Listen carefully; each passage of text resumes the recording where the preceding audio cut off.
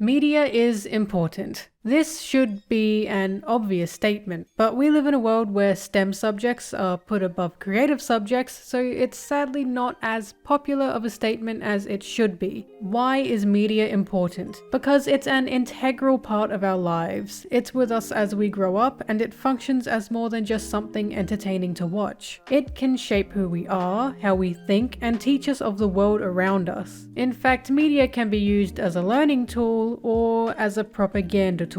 So what does 4Kids have to do with this? Well, as you can tell from the title, I have a bit of a grudge against this now dead company and their infamous censorship of the shows they acquired. But I won't be talking about how they refused to use the words death and kill, or how they removed any scenes of light violence, or even how they replaced guns with pointing fingers. I'm not talking about any of that because that's beating a dead horse, and there's no point in doing so.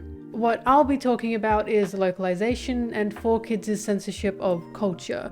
If you can't tell already, this will be a bit different than my other videos, and if you're already zoning out, feel free to click off, but this is an important topic to me and I would like to bring attention to it. If you don't know, 4Kids was an American company that specialized in making shows for kids. I don't need to go through their whole history, but they're mainly known for taking Japanese shows and dubbing over them to then distribute to English-speaking children. They went bankrupt twice and closed in 2017 due to Konami buying them out, and are now a completely different company known as 4K Media Inc. Before I actually get into the problem with 4Kids, I would like to explain what localization actually is. Localization is taking anything global, in this case we're talking about global media, and changing it to help the audience of another country or the locals relate to and understand it. To clarify, localization isn't always bad. In fact, a translation is a form of localization. I couldn't imagine a world without anime or any other worldwide media translated for us, so there's definitely a good side to localization. But it's about how far one takes it that determines whether it's good or bad.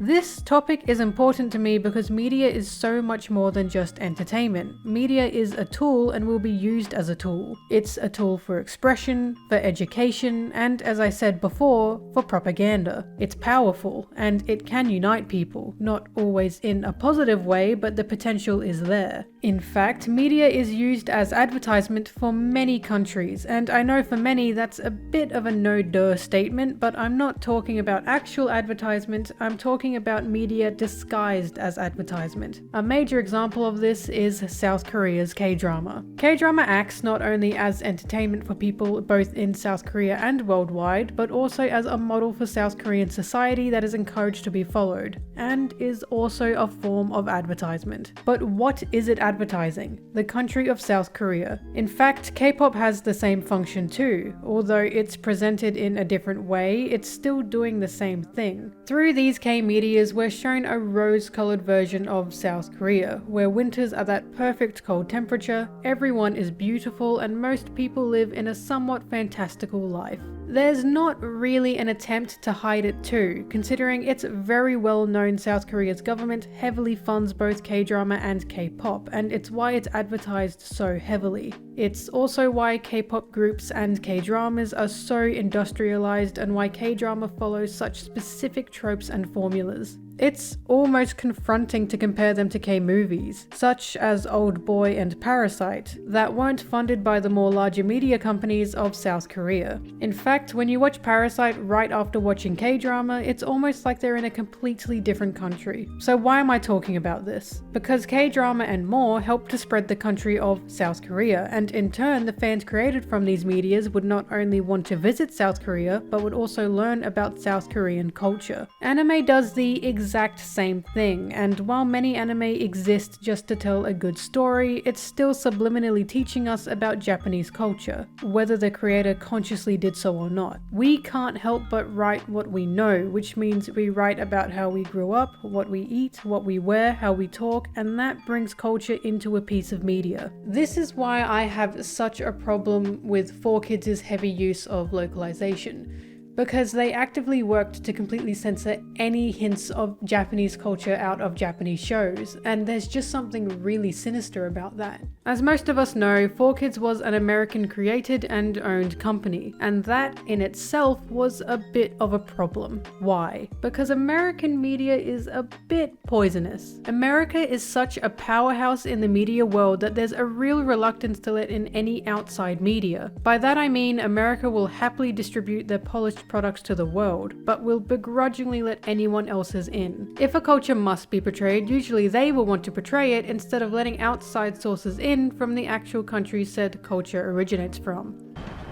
This is Katana. She's got my back.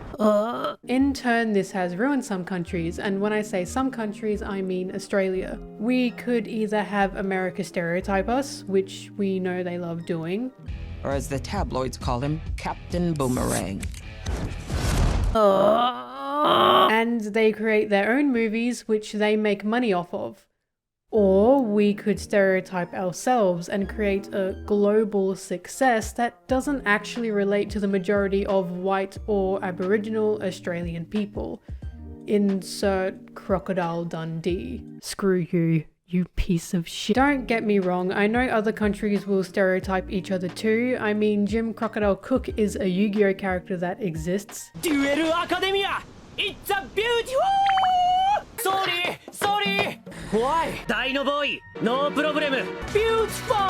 That's not a card. That's a card. But considering how huge Hollywood is, the reach is bigger, and in turn, so is the damage. In fact, because anime is so relatively new in the global media industry, it's still trying to find its footing on how to properly incorporate other global cultures without seeming insensitive or problematic. But then there are a lot of creators that don't care to worry about it, and you find some worldviews incorporated in there that probably shouldn't be. What I'm saying with this is America is just huge, and it's intimidating, and a lot of countries work hard to compete with it on a global scale. But American media will still seep into a large majority of countries, and for English-speaking countries, this is especially prominent. For example, I'm not American, but I grew up with a lot of American media, such as The Simpsons, the Powerpuff Girls, Looney Tunes, SpongeBob SquarePants, and the entirety of Disney. I'm sure this is similar to many who live in New Zealand and England, even though England has a well-constructed media industry themselves. In fact, it's not just my generation, but my dad grew up with stuff like Peanuts, that's the Snoopy cartoon, which is very quintessentially American. This happens because it's cheaper for stations to just buy other media and air it rather than make their own, and one of the only actual Australian cartoons I even remember is Blinky Bill. But it's not just English-speaking countries, it's many countries in general. A lot of people worldwide have at least seen an American blockbuster, or an American TV series, and even in non-English speaking countries, those will be aired on television due to their popularity. The point I'm making here is I know a lot about America. To all you Americans, I know how your schools function, how your political system works, how your health system works, what sports you play, and even bits of American history, all through the media shown to me growing up. Can you tell me bits of Australia's history, or Japan's history, Taiwan's history, China's history, Austria's history, Denmark's history, so on and so forth? I'm not saying I know all of those things, and I'm not saying some of you don't know those things. I'm saying the majority of Americans wouldn't know those things before internet intervention due to the complete lack of outside media being introduced to America, especially media in languages other than English. I was living an Australian life and watching an American life on my television screen, and the fact that happened and still happens while America is so reluctant to accept worldwide media on their own screens is eerie to say the least. Not only that, many Americans haven't even seen a film or television show in a language other than English, and some are either reluctant to or straight up refuse to. Parasite is a fantastic example of the backlash international media media receives in America, and it's honestly quite childish. You're trying to show me your media when we have our own very good media? Disgusting, I don't ever want to see it again. Subbed anime is also a good example of that, and while I know many watch dubbed anime for multiple reasons, it's very telling when someone isn't used to subtitles or just refuses to watch anything that doesn't have English voices. Anyway, this is where localization comes in, and it's why I hate 4Kids' heavy use of localization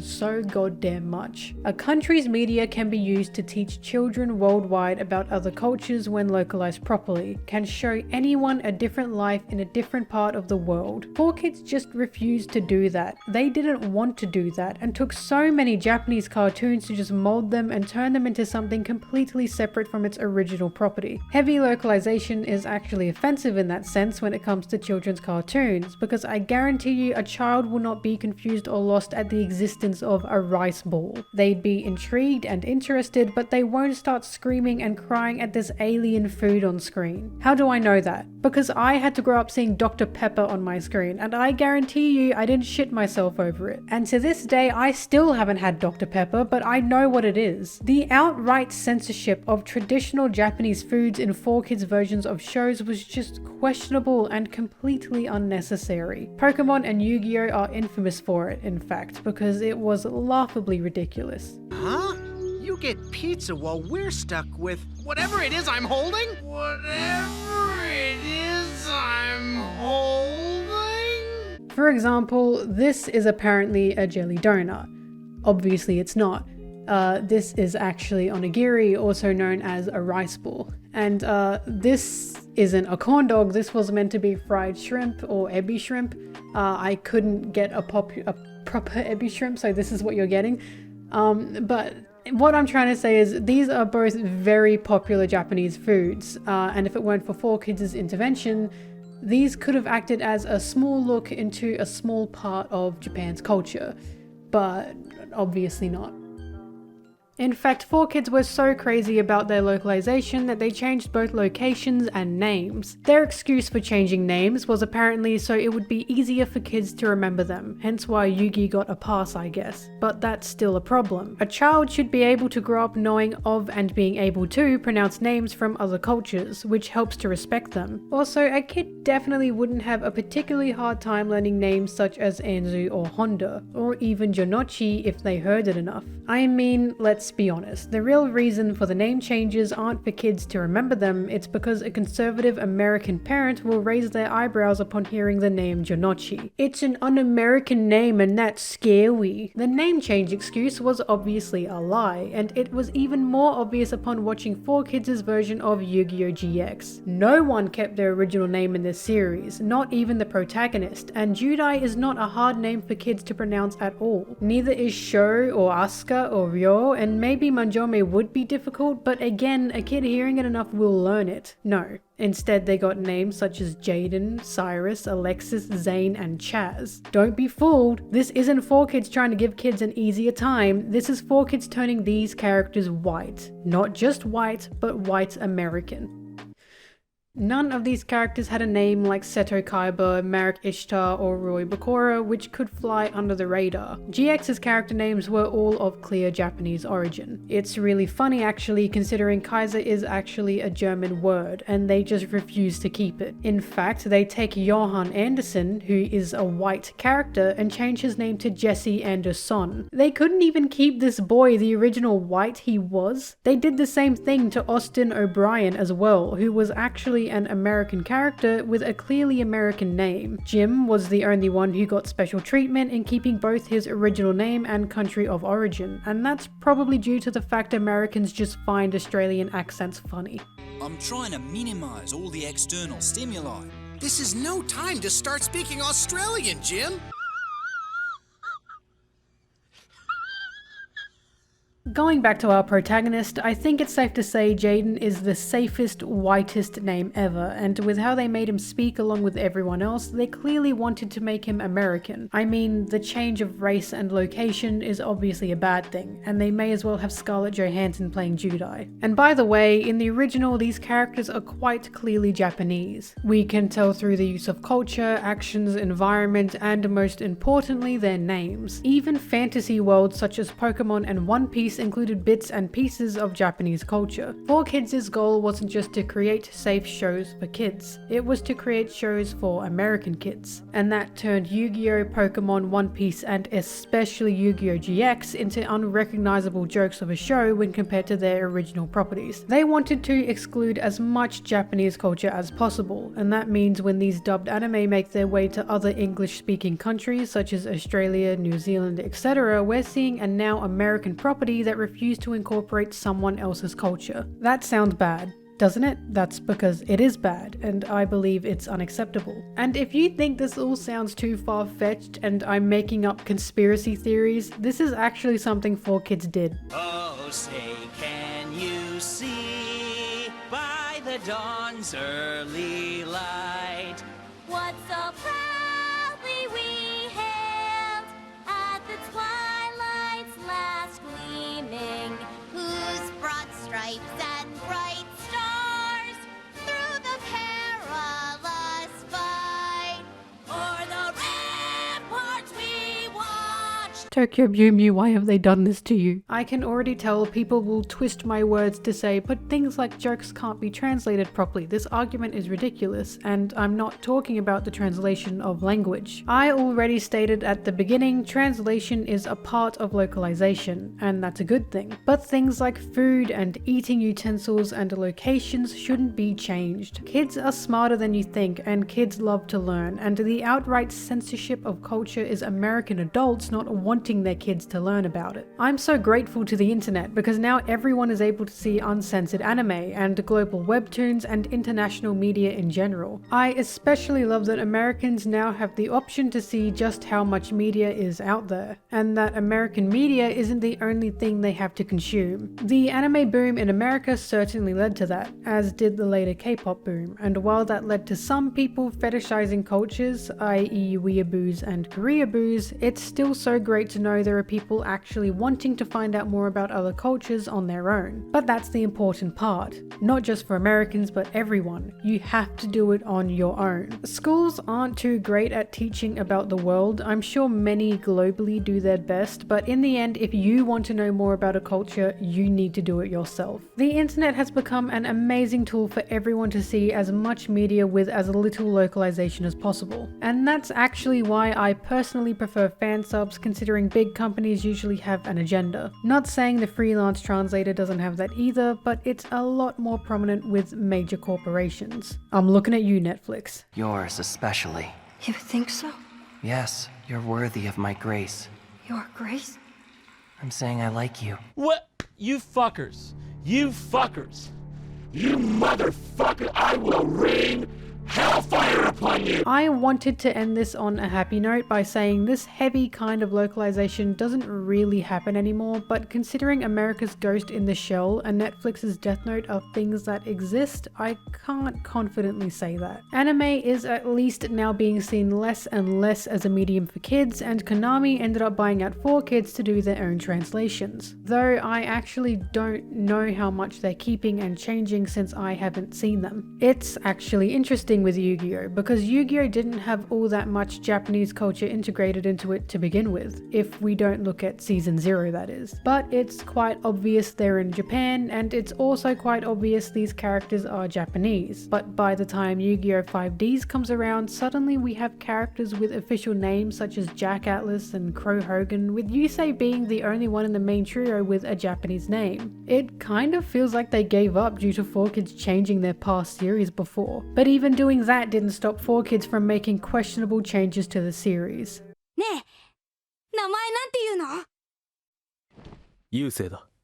So, who are you, mister? What's your name? I have no idea. And that's what I have to say on that. As I stated before, this is an important topic to me and also something that didn't sit right with me, and I hope this video helps many of you open your eyes to any forms of ridiculous censorship. My advice? Try to get your hands on the original copy of any show or film you watch, and trust me when I say subbed versions of media usually stay truer to the show than dubbed versions. To be able to see a show as originally intended is the least you can do for a creator, and for a show you love, but like I said, that's not always going to be a great thing.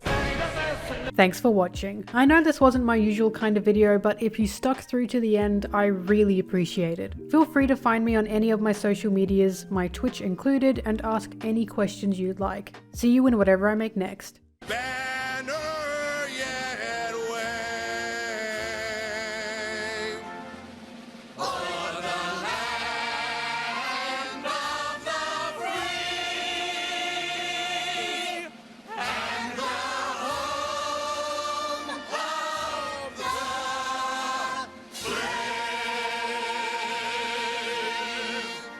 Happy 4th of July from all of us at 4Kids TV.